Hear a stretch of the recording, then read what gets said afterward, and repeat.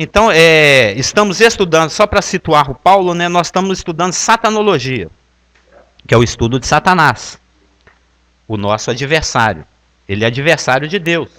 Mas no que nós nos tornamos amigos de Deus pela aproximação do sangue de Jesus, ou seja, pelo fato de termos nascido de novo, ele se tornou também o nosso inimigo.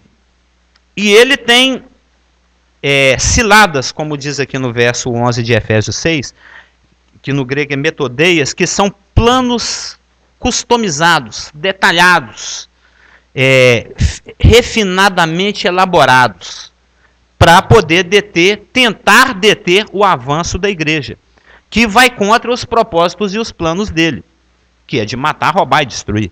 O objetivo de Satanás é devastar a humanidade, é arrastar cada ser humano feito em imagem e semelhança de Deus, porque ele odeia a Deus, para o inferno, que é um lugar preparado para ele. O inferno é um lugar preparado para o diabo e os seus anjos. Então o objetivo de ódio de Satanás, que significa adversário, é devastar a humanidade e em especial a igreja, que é a noiva de Cristo, que é aquela que Deus tem separado para viver eternamente ao lado do Senhor. Né? A palavra fala que depois que fomos arrebatados, e assim estaremos para sempre com o Senhor. Tipo, aonde ele estiver, nós estamos. Ele não vai separar dele para nada, vai ser ótimo. Né? E a gente tem falado aqui já alguns domingos que que a gente se torna inimigo de Deus, nós arranjamos um inimigo, Satanás. E o Senhor falou que as portas do inferno iriam tentar prevalecer contra a igreja, mas não conseguiriam. Como é que é?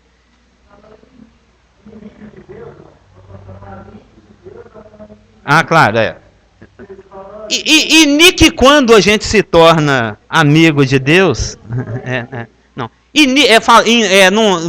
Falando assim, esclarece, né? E quando não, mas qualquer pessoa que entende um tiquinho de teologia sabe que o sangue de Cristo nos torna amigos de Deus. E quando a gente se torna amigo de Deus, a gente se torna inimigo do inimigo. E o inimigo do Senhor, inimigo nosso. Então nós estamos estudando, dentro da satanologia, a questão da guerra espiritual. Né? A palê, como diz aqui no versículo 12, porque a nossa palê não é contra sangue e carne. Palê de onde vem polemos, trito, discórdia, cisânia, né? De onde vem os desajustes de relacionamento. Tudo promovido por Satanás, com o objetivo de roubar, matar e destruir. Isso está lá em Gálatas, são os frutos da carne. Que ele tenta nos conduzir através dessas, não é nem frutos, obras da carne, ele tenta conduzir os nascidos de novo através dessas obras para dividir a igreja. Né? Ele tenta plantar divisões, partidos, colocar um contra o outro, porque é uma tática romana, é uma tática de guerra, vista como bem-sucedida por todos os exércitos de todas as nações em todos os tempos, que foi criada pela mente de Satanás e que ele tenta usar contra a igreja, que é aquela velha tática de dividir para conquistar. Né? Porque o Senhor mesmo falou que uma casa dividida não subsiste. Né? Porque lá em Mateus 12, quando os líderes judaicos perceberam que de fato Jesus era o Cristo, e não tendo mais como argumentar, né? Como diz lá no Facebook, não tem mais como argumentar realmente. O argumento de Jesus Cristo era irrefutável, porque falava assim, não, para provar que o Filho do Homem tem poder para perdoar pecados, paralítico, pega sua cama e anda, cego de nascença, enxerga. E eles ficavam tão incomodados com isso que eles iam lá nos pais dele, não, mas a senhora tem certeza que esse menino nasceu cego? Aí a senhora, mãe do rapaz, fala para não se comprometer, né? Poxa, o sumo sacerdote veio aqui me perguntar na porta da minha casa, falou, ó, ele é de maior pergunta para ele, não me comprometa. Ou seja, eles não tinham mais como contradizer o que Cristo falava e fazia. Aí eles falavam assim, não, você está fazendo isso por Belzebu, é pelo poder do maioral dos demônios, é pelo poder de Satanás. Aí o Cristo argumentou com ele, puxa, se Satanás está lutando contra Satanás, a casa dele vai cair, porque uma casa dividida não se mantém em pé. Você vê que as famílias que falem, né, que caem, são aquelas famílias que brigam entre si. É pai contra filho, o marido contra a esposa na presença dos filhos. Isso vai plantando uma raiz de divisão no coração das crianças e elas já vão depois gerar lares divididos. A casa dividida não subsiste. Você vê um time cair na tabela é quando os jogadores fazem motim contra o técnico. É ridículo, mas isso acontece. Ele contrata o técnico, o jogador não gosta, não gosto desse Vanderlei. Aí começa a fazer motim, ninguém quer marcar gol, perde de 10-0, o time vai... A casa cai, como se diz. Né? Então, dentro do assunto da satanologia, nós estamos estudando a palê, que é a polemos, que é a guerra espiritual. E dentro da guerra espiritual, nós temos percebido a necessidade do uso da armadura. É uma loucura, é um suicídio o soldado ir para a guerra de sunga, por exemplo. Ele tem que ir com a sua gladius, né, a sua espada, com o seu escutum, né, com o seu escudo, ele tem que ir bem vestido, porque ele vai ser... Vão jogar pedra, lança, dardo, flecha, ele vai ser atacado de todas as formas. E nós vamos ver que a armadura, que simboliza aquela disposição que deve haver no nosso coração para nos revestirmos de Jesus Cristo, aí o caráter de Cristo é produzido em nós e através de nós, aí nós vencemos as batalhas cotidianas. Que a palavra fala que ainda que nós estejamos na carne, as armas da nossa milícia não são carnais, mas são espirituais e poderosas em Deus para destruir fortalezas, né? Como diz o nosso verso 12, que a nossa luta não é contra o sangue e a carne. A gente não está lutando contra homens. Nós estamos lutando contra Satanás, que manipula os homens. Então nós temos visto, porque Paulo reenfatiza no verso 13, o nosso texto é Efésios 6, de 10 a 20, em especial o verso 13, que diz o seguinte: portanto, tomai toda a armadura de Deus, para que possais resistir no dia mau. E, depois de ter desvencido tudo, permanecer inabaláveis. Nós já temos visto o verso 13a, tomai toda a armadura, como Paulo reenfatizou a necessidade do uso da armadura, visto que estamos enfrentando um exército tão organizado, que é o exército de Satanás, liderados por Satanás, o diabo, no verso 11, e assistido, tendo a cooperação dos seus anjos, que é divididos em classes, os príncipes, as potestades, os cosmocrátoras e os espíritos do mal, que está no verso 12. Então, já que nós temos um exército tão organizado para enfrentar, nós devemos estar fortalecidos na força e no poder do Senhor, conforme o verso 12. E Paulo reenfatiza isso no verso 13a. Porque senão não tem como resistir no dia mau, que foi o que nós vimos na semana passada. E é interessante o padrão de excelência de Deus. Né? O padrão de excelência de Deus. Que é enfatizado no verso 13c, que diz o seguinte: e, depois de ter desvencido tudo, permanecer inabaláveis. Eu não sei se vocês já observaram, é uma coisa muito fácil de perceber. Todo time, depois de uma grande conquista, ele passa por um grande fracasso. O time vai lá, né, um Internacional de Porto Alegre, por exemplo, vai lá no Japão, faz uma partida maravilhosa, excelente contra o Barcelona, ganha o título mundial, depois faz um amistoso aqui com o 15 de Piracicaba e perde de 8-0. Não é estranho? Isso acontece no mundo esportivo, que ilustra isso, o porquê da necessidade de, mesmo depois de ter vencido tudo, você permanecer, né? Você capergazamenar, continuar na postura de resistência, de atenção, de sobriedade, de vigilância, ou seja, não deixar o escudo cair, não baixar a guarda, tipo, agora que eu ganhei vou relaxar. Agora que eu conquistei, está tudo de boa. Não é assim. É por isso que os grandes times, depois de grandes conquistas, passam por grandes fracassos. Porque se esforçou, que foi o caso de uma Copa aí, em que o Brasil fez uma partida fantástica na semifinal contra a Holanda. Eles falaram até que foi a final da Copa antecipada. Depois foi para a final, acho que com a França, e perdeu. Acho que foi nessa Copa. Fez uma partida fantástica contra a Holanda, foi um jogaço. Não sei se os irmãos lembram. E depois, na hora H, mesmo na hora de fazer a partida que valia o título, jogou de qualquer jeito.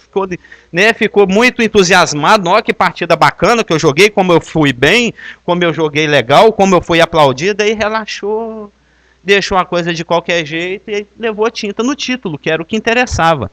É isso que a palavra está falando.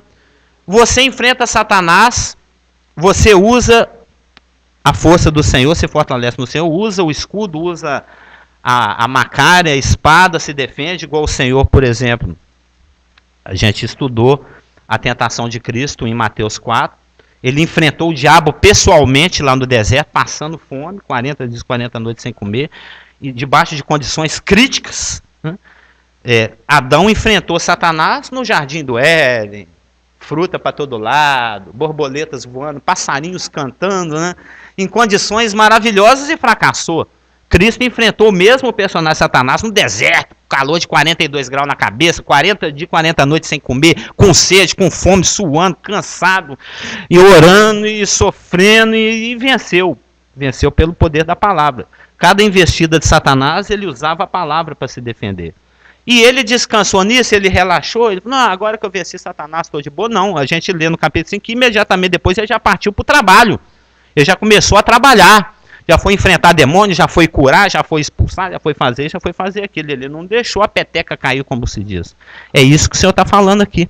Depois de ter desvencido tudo, continuar, permanecer, continuar estenado, porque vai vir mais ataque aí. A palavra fala, num texto paralelo a esse de Mateus 4, lá em Lucas, que Satanás o deixou até momento oportuno.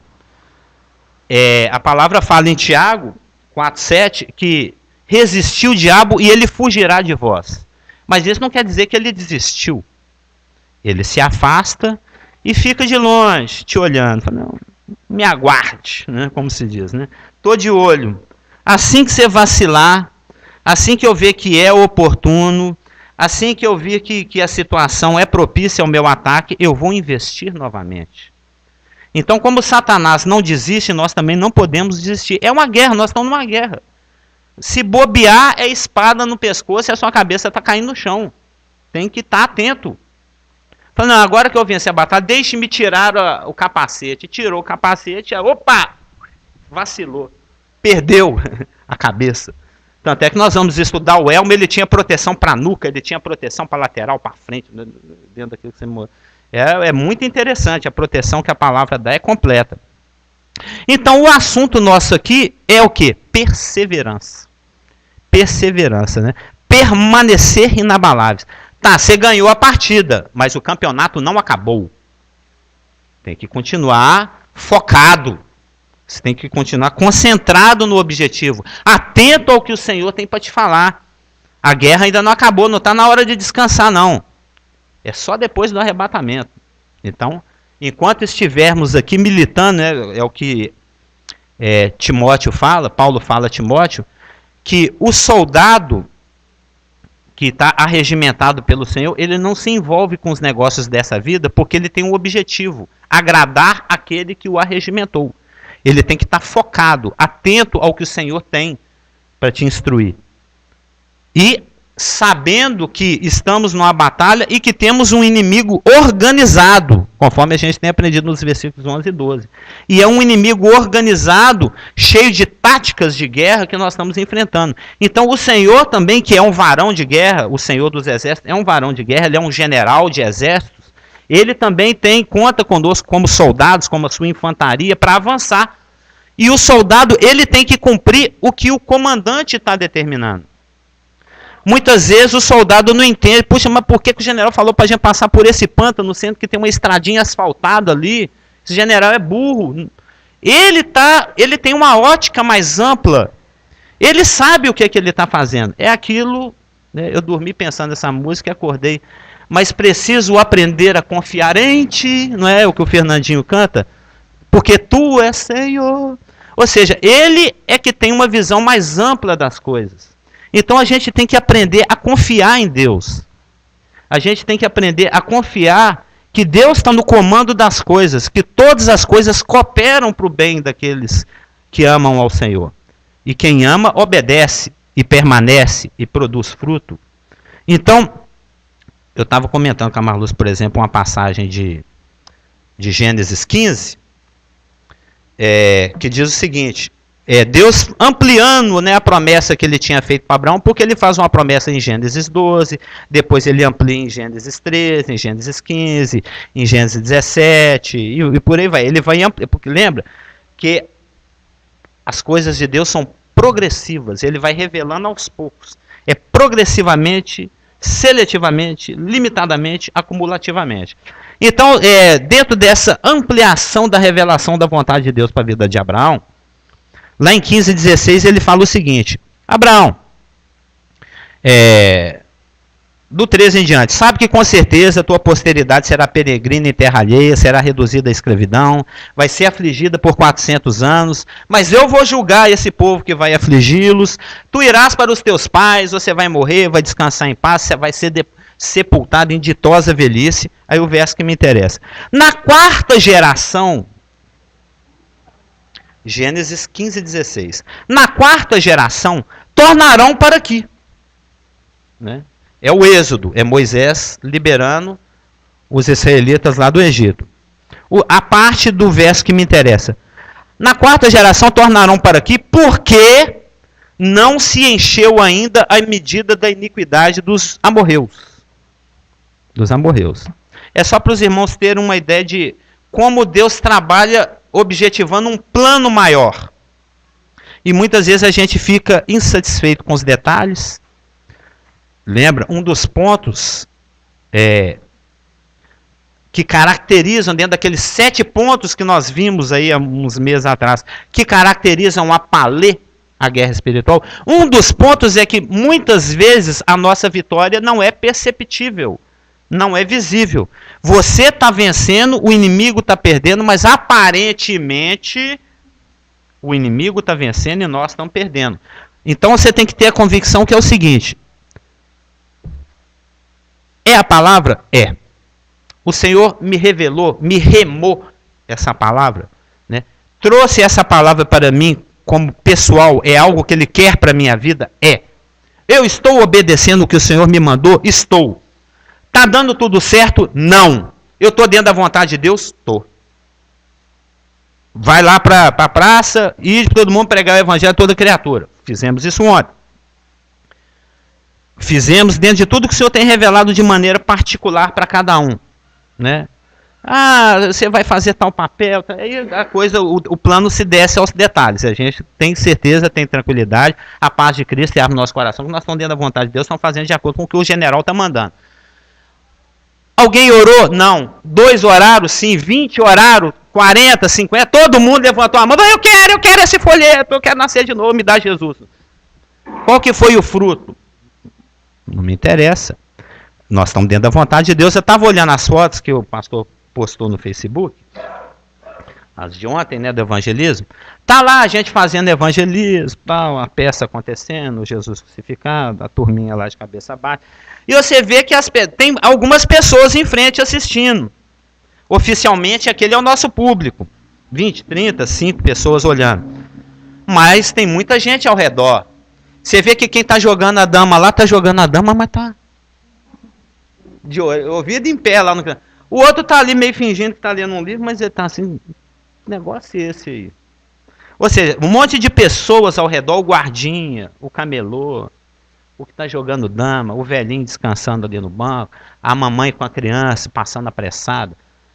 Cada um escuta uma porção, um fragmento daquele acontecimento. Aquilo ali é algo espiritual. Aquilo ali não é algo mundano, não é algo humano, não é algo de uma organização. Aquilo ali é algo que está sendo feito em obediência ao próprio Espírito. É Deus agindo na humanidade, dando testemunho do seu Filho. Né? Então, é algo que o Espírito Santo está ministrando para a própria humanidade. É Ele que traz convencimento do pecado, do juízo e da justiça. Você não sabe o que Deus vai fazer naquelas vidas. Aquele que está lá de longe, aquele que está lá na esquina, que mineiro é meio desconfiado, né? Eu não me comprometo, mas o que é isso? Ele está assuntando de longe. Né? Como se diz na música, está assuntando. Então, você não sabe o que Deus vai fazer naquela vida depois, mais tarde, naquele dia, no dia seguinte, na semana seguinte, no mês seguinte. que vai gerar uma circunstância para trazer à memória dele o que ele viu, o que ele ouviu, o pedacinho do que ele ouviu, e vai gerar uma convicção. Vai dar um novo nascimento, vai trazer juízo, alguma coisa vai... Porque a gente não sabe o que Deus está fazendo em cada vida, em cada um dos 7 bilhões de almas do planeta. O que importa é que a gente persevere em obediência. Deus mandou, faz. Mas, Senhor, tem uma estrada asfaltada, você manda atravessar o pântano. Atravessa o pântano. Estou mandando. Porque ele tem um plano maior. Deus tinha um plano maior. A palavra fala em Romanos 2, 4 e 5 que é a benignidade, é a bondade e a macrotomia, né, a longanimidade de Deus que leva o homem ao arrependimento.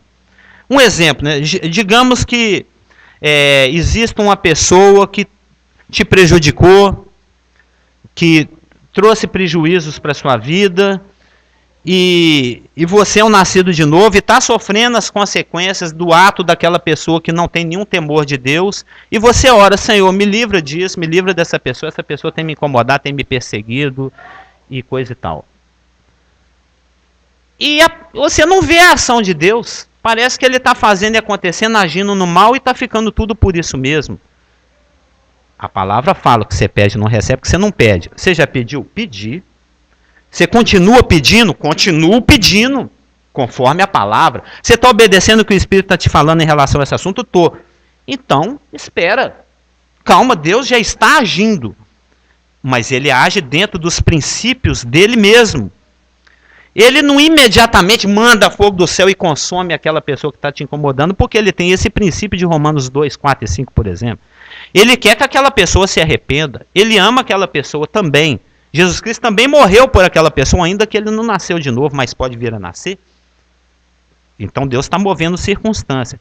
Mas Deus dá um tempo. Uma hora esse tempo acaba.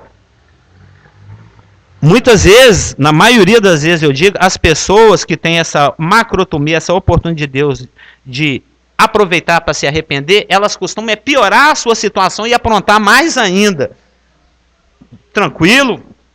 É aquilo que a gente falou quinta-feira. Continue injusto sendo mais injusto. Continue o imundo se imundiçando. E você que é santo, continue a santificar. Lembra, Casal Augusto? Ou já esqueceu? Entendeu? Então, o Senhor dá oportunidade. A palavra foi dada. A oportunidade está sendo oferecida. O que você vai fazer com ela vai ser problema seu ou não. Depende de você receber a Cristo ou não. Então, o Abraão está falando, eu poderia te dar essa terra aqui agora, mas eu tenho um programa para cumprir. Eu tenho princípios próprios a respeitar. E a medida dos amorreus ainda não se encheu. Eles ainda tinham mais 400 anos para pecar ou se arrepender. Porque Abraão está ali peregrinando no meio deles. Eles estão vendo o que é um homem viver de acordo com a vontade de Deus. E tiveram homens que tiveram temor de Deus em função disso. O Aner, o Escol, o Manre foram amigos pessoais de Abraão. A gente não sabe, às vezes eles até nasceram de novo também. Eles reconheceram o Deus de Abraão como o Deus verdadeiro e abandonaram a sua idolatria. Porque Abraão fez alguns amigos ali na terra prometida, que ainda iria ser dele. Que ainda nem chegou a ser, vai ser quando Jesus voltar no final da tribulação. Deus ainda nem cumpriu essa promessa, ou seja, já tem 3.900 anos e o Abraão ainda não pôs a mão no que foi prometido, mas vai. Mas Deus está cumprindo um longo processo, um longo plano, mas que vai ser feito o que ele falou, vai, no tempo dele. Aí chega ao ponto que eu quero. É nesse período, é nesse interim que a gente tem que estar humilde, em obediência, perseverante, paciente, aguardando, confiando, sabendo que Deus está no comando das coisas e Ele é sábio o suficiente para saber administrar cada detalhe. Então, poxa, mas caiu uma pedra no meu pé na hora que eu estava evangelizando, entrou um mosquito no meu nariz. O Senhor tem domínio. É porque eu estava explicando para a Marluz que enquanto o Joel está ali sofrendo, tadinho, literalmente, né, fazendo o papel dele, ele falou, não, meu papel é ficar aqui de braço esticado até o Isaac vir enfiar a lança e o cara... Mas ele está com um mosquito andando dentro do nariz. Ele te contou isso? Ele disse que enquanto ele estava lá, o Satanás trouxe um mosquitinho, enfiou dentro do o mosquito lá, dentro do nariz dele. Falou, não, o meu papel é ficar aqui de braço aberto. E ele fez o papel dele e ganhou seus galardões. Entendeu? Perseverou. O combinado é esse. Eu poderia ter estragado a peça e arrancado o braço lá da cruz com prego e tudo para tirar o mosquito do nariz, né? Não, ele fez o que tinha que fazer. Ou seja, Deus tem uma medida de pecado para cada um. Ele dá um tempo, ele é macrotumos, né? Ele tem um sentimento de amor macro, gigante, que te dá a oportunidade para arrepender. E Deus deu esse tempo para os amorreus, 400 anos. A medida dos amorreus ainda não se encheu. Então, enquanto eles vão pecar e encher mais a medida, enquanto isso eu vou fazer com que... Aí você vai ter um filho, Isaac, o Isaac vai ter um filho, Jacó, o Jacó vai ter 12 filhos. Aí coisas vão acontecer, aí Deus vai precisar contar com a perseverança, com a fidelidade de cada um que faz parte desse plano. Porque Deus tem um plano de salvar a humanidade inteirinha através de Israel, para isso ele precisa da fidelidade de Israel, para isso ele precisa da fidelidade de José, de Jacó, de Isaac, de Abraão. De ter a paciência e saber esperar. E ele vai usar os próprios acontecimentos das vidas dessas pessoas para dar cumprimento ao que ele tem planejado. Porque dentro dessa questão aqui de esperar 400 anos até que os amorreus encham sua medida de pecado, para finalmente o Moisés tirar os judeus de dentro da escravidão lá do Egito e trazer para a terra prometida e estabelecê-los lá através de Josué, porque também o Moisés deu suas pisadas na bola, era para ser Moisés, mas acabou sendo Josué, assim como quem era para falar era Moisés, mas acabou sendo Arão. Por exemplo, Deus usou a inveja dos 11 irmãos, dos 10 irmãos de José, para vendê-lo para a turma que levou ele, os mercenários que levaram ele para o Egito. Lá no Egito ele manteve a postura de fidelidade, serviu o Senhor dele como quem serve o próprio Deus, e por não querer se deitar com a esposa do patrão, ele foi em Cana. E lá em Cana o padeiro teve o sonho, o rapaz que espreme a outra teve o sonho, e ele continuou em Cana. Ele poderia ter ficado insatisfeito, rebelde. Poxa, Deus, mas eu estou fazendo a sua vontade. Antes eu tivesse ficado com a mulher do meu patrão. Por te temer, por te obedecer, é que eu estou em Cana aqui. É por ser fiel à sua palavra que eu estou em Cana. Mas era o plano de Deus que ele fosse em Cana. E era o plano de Deus que ele estivesse ao lado das pessoas que tiveram o sonho. E era o plano de Deus que eles fossem libertados e o cara e o José mesmo não. Para depois um dia lá na presença do faraó, ele dá um sonho para o faraó ficar incomodado com isso, ele fazer um comentário público. Aí o rapaz que espreme as uvas dele lá falou, eu estou lembrando aqui que tinha um hebreu lá na cadeia que ele era bom nesse negócio de interpretar sonho. Chama ele lá. Aí aconteceu aquela coisa toda, o José foi colocado como o maior do mundo após faraó, o Zefanate Paneia, né, o salvador do mundo, um tipo de Cristo. Então, José poderia ter ficado insatisfeito com os detalhes do plano de Deus para a vida dele. Mas eram esses detalhes que dariam cumprimento ao plano de Deus para a vida dele, para a história de Israel, para aquilo que ele prometeu para Abraão, para aquilo que ele prometeu para Adão e Eva, para aquilo que ele prometeu para a humanidade. Ou seja, da fidelidade de José dependia o plano de Deus para toda a eternidade, para todo o planeta, para toda a história humana. Então, isso acontece na vida de cada um de nós. A gente tem que estar... Eu não estou entendendo, eu não estou nem gostando da sua vontade, mas o Senhor está mandando, né? Então, vamos seguindo, vamos perseverar. Eu ganhei essa batalha, mas é para eu não cochilar. Eu tenho que manter a minha postura de fidelidade, de perseverança. Eu ando comentando isso com a Elaine, às vezes, por e-mails e telefonando. Eu também não gosto muito desse negócio de ter que esperar, não. Ninguém gosta. Mas eu não sei por que Deus cismou que é assim que as coisas funcionam. Ela me comentou o seguinte, que muitas vezes os autos já estão prontos, as provas já foram coletadas, as testemunhas já foram ouvidas, os autos já foram lavrados, o juiz já tem tudo na mão para só falar assim, casamento ganhou a causa. Ele espera 5 anos para dar o veredito. Eu perguntei, mas por que, Laine? Que enrolação é essa? Aí ela falou que todo processo tem uma coisa chamada período de maturação. Não é isso? É esse o termo? É uma coisa jurídica. Você já ganhou a causa. O juiz falou, eu já vi que você realmente tem razão. Mas eu vou esperar um pouquinho para dar meu veredito. Espera aí 5 anos, 20 anos, 10 anos. Ela diz que isso no mundo jurídico pode ser que algo a mais apareça, pode ser que alguém mude de opinião, pode ser que você que moveu lá uma ação contra as lojas americanas lá, por causa do produto, ou que tomou a geral do segurança de maneira inadequada. Você não sabe, pensando bem, eu não vou mexer mais com isso não, deixa para lá. Aí você entra lá com um papelzinho lá no tribunal, lá fala desistir dessa ação. Ou seja, tem um processo de maturação. Eu estou supondo que é algo desse tipo. Deus é poderoso. Ele tem poder para fazer o que você está pedindo. Ele sabe que é necessário fazer o que você está pedindo. Ele percebe, ele está atento a tudo que está acontecendo. Você está fazendo tudo dentro das normas do jogo. Orando, etc. Fazendo tudo de acordo com a palavra. E a resposta não vem. Eu até vi uma coisa no Facebook que eu gostei muito.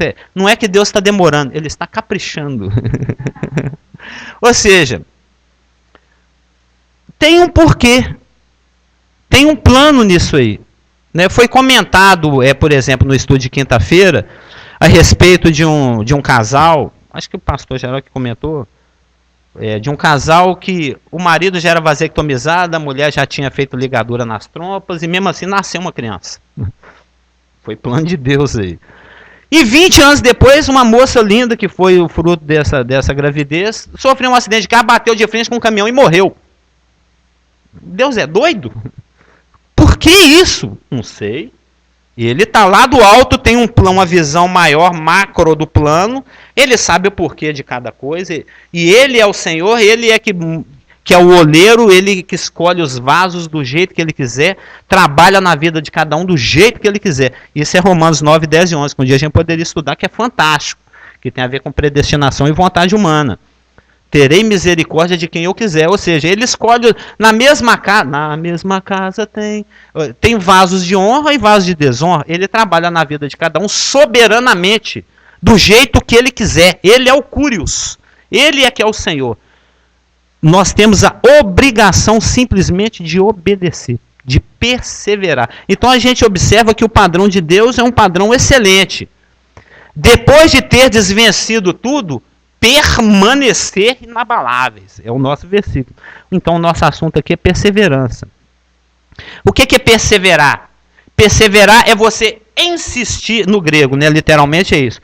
Perseverar é insistir em avançar, lutando pacientemente, apesar da resistência e apesar de já termos acabado de ter uma vitória contra as suas ciladas. O jogo ainda não acabou.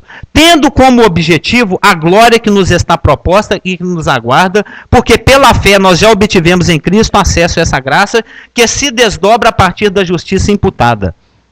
É isso que significa a palavra. Entendeu? Ou seja, é insistir.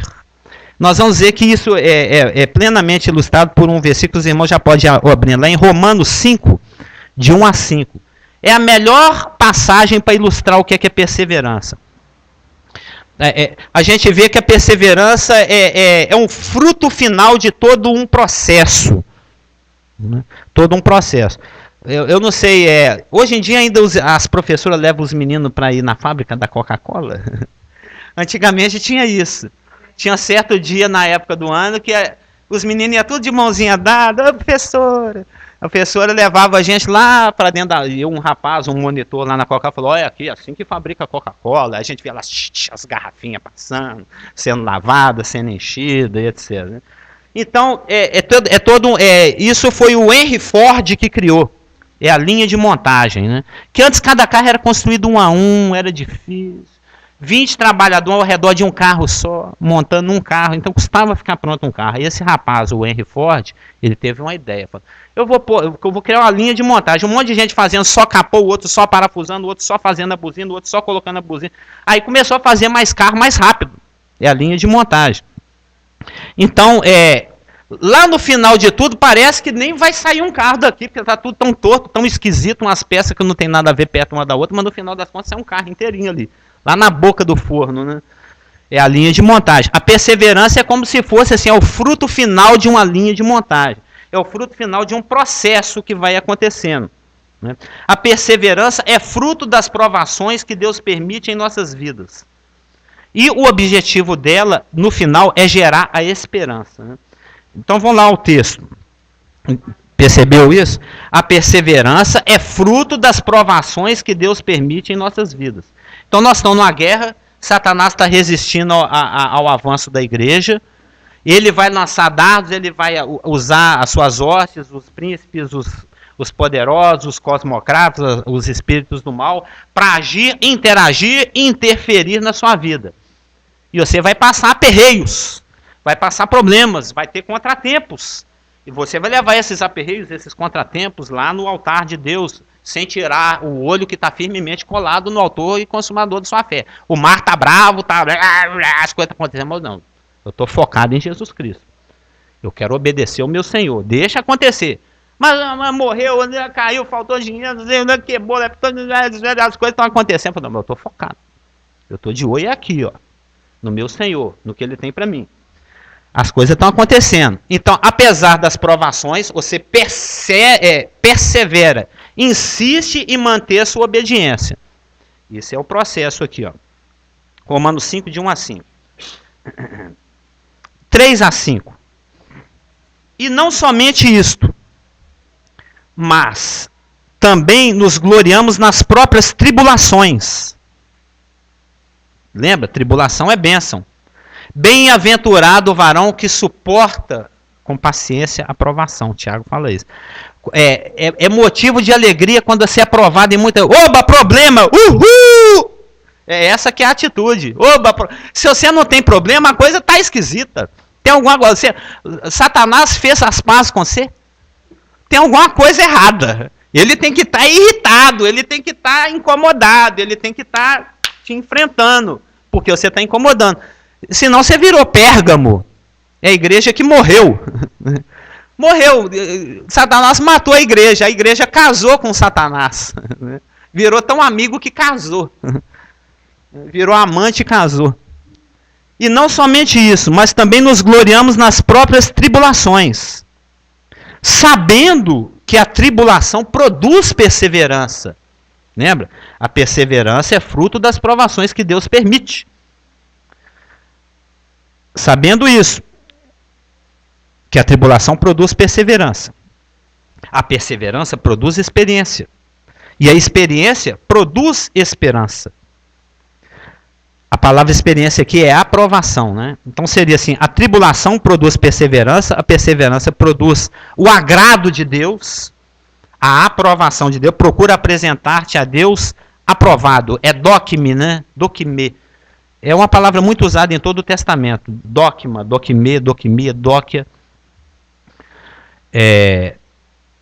O reprovado é o adokimos. Então, quando você persevera, Deus ri. Deus fica satisfeito. Está me agradando. Está do jeito que eu gosto. É desse jeito mesmo. Está sofrendo, mas está perseverando. Está tudo errado, mas está perseverando. Ele não está vendo fruto nenhum, mas está perseverando. Aí Deus fica sorridente. Deus fica satisfeito. Você está aprovado. É o que eles traduziram para a experiência. A tribulação produz perseverança. A perseverança produz aprovação. A aprovação produz esperança. Ora, a esperança não confunde, porque o amor de Deus é derramado em nossos corações pelo Espírito Santo que nos foi outorgado. Né? Observa aí que a esperança está associada ao amor. Lembra lá daquela passagem, que é 1 Coríntios 13, que fala: agora, pois, permaneçam essas três coisas, a fé, a esperança e o amor. 1 Coríntios 13. Porém, a maior delas é o amor. Porque o amor, a perseverança e a fé se interrelacionam. Elas se articulam. É o princípio da integralidade. Nada é independente na palavra de Deus. Né? A palavra tribulação é tilips. Tilips, T-H-L-I-P-S-I-S. Que deriva da palavra talassô, que é mar. A palavra talassá é mar no grego. Então, tilipsis é quando o mar está sacudindo. Está ressaqueado, está bravo. Então, o mar agitado, bravo, sacudindo a tribulação, é o que a gente vai enfrentar. É o que nos espera. É o que está no caminho da igreja, é isso aí. É mar revolto, é onda alta, É barulho, é a coisa sacudindo. Sacudindo. A coisa está sacudindo ao seu redor. Igual lá, ó, Pedro, sai do barco, vem aqui. E o mar está sacudindo, está bravíssimo. Mas enquanto ele ficou, é uma pregação muito conhecida, né? Mas é bom que não nos familiarizemos com a palavra, mas que ela seja renovada a cada momento, a cada dia. Mas Pedro, enquanto olhando para o Senhor, o pastor já pregou sobre isso. Ele ficou andando em cima da água, já pensou se andar em cima das moléculas de água? Deve ser mó barato. Né? Mas olhou para a onda, começou a afundar. Ai, Senhor, me socorre! Aí o Senhor estendeu a mão, o pastor pregou, tem sempre uma mão estendida. Aí o Pedro levantou e voltou a andar em cima. Aí saíram os dois andando de mãos dadas, né? Vamos passear na água aqui, Pedro? Saíram passeando em cima da água e entraram para dentro do barco. Conforme eu ouvi um pregador interessante, o Mário Persona, o Evangelho em 3 minutos, ele falou, foi mais difícil acalmar os discípulos do que o mar. Acalmar o mar foi fácil. Cala a boca aí, aquieta. O mar ficou mansinho. Ai, meu Deus, taquicardia. Ai, meu Deus, vou morrer. Né? Mas a tribulação produz a catergazetai, né? A perseverança. A perseverança produz a aprovação. Jesus, varão aprovado por Deus, Atos 2, 22. Somos aprovados em Cristo, Romanos 16, 10. O atleta em tudo se domina, lembra? 1 Coríntios 9, 25 e 27. Para não ser adóquimo, ser provado ou desqualificado. Porque se você não luta segundo as normas, você não recebe o prêmio. Vocês descobriram lá, teve doping, não, mas ele estava com 20 cavalos a mais no seu motor. Opa, descobriu, cancela a vitória. Né? Você tem que lutar segundo as normas. Se autoelogiar não é aprovado, segundo Coríntios 10, 18. E tem muitos usos para essa palavra dóquime no Novo Testamento.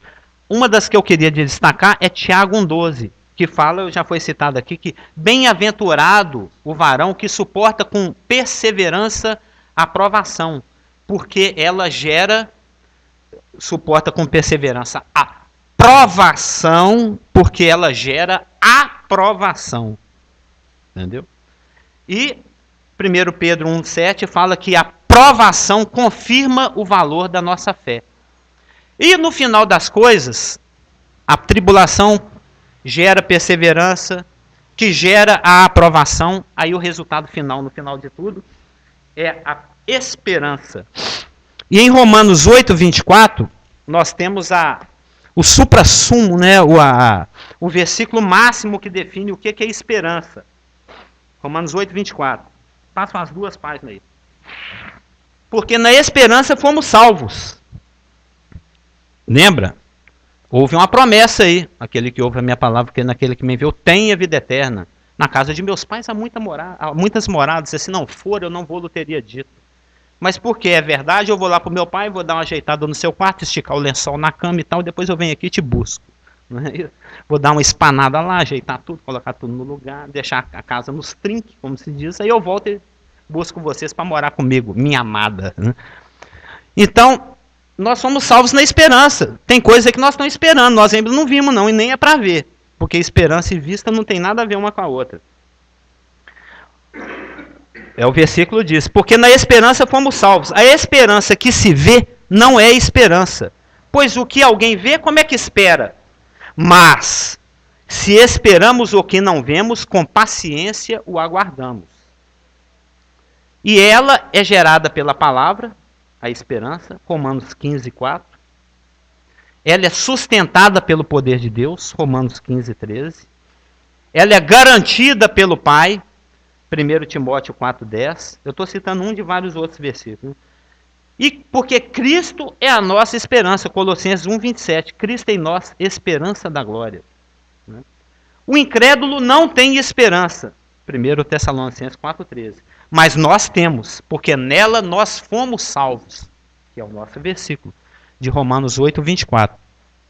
Por isso que a palavra fala que a perseverança, que a esperança é tão importante, que em 1 Coríntios 13, 13 fala, agora, pois, permaneçam a fé, a esperança e o amor. Estes 3, Porém, o maior destes é o amor. E tem uma progressividade aqui E olha que a fé é uma coisa importante. Sem fé é impossível agradar a Deus. Mas mais importante e maior do que a fé é a esperança. E mais importante e maior do que a esperança é o amor. A gente vê uma ordem progressiva da revelação e a gente observa que a esperança é até maior e mais importante do que a própria fé. Sem fé é impossível agradar a Deus, mas é a esperança que dá a manutenção da fé. Entendeu? A esperança que dá a manutenção da fé. E esses três elementos se interdependem e se articulam mutuamente. Porque a fé se apoia no amor, Romanos 5,50. A esperança se apoia no amor, né? A esperança, lembra que nós acabamos de ler aqui? 5,5 que eu quis dizer. A esperança não confunde, porque o amor de Deus é derramado em nossos corações pelo Espírito Santo que foi dado. Então a esperança se apoia no amor, a fé se apoia na esperança e o fruto final é a perseverança. Por isso que é tão importante a gente reter a perseverança, porque ela agrada a Deus. 1 Pedro 2, 19 e 20. Amém? Podemos orar? Pai querido,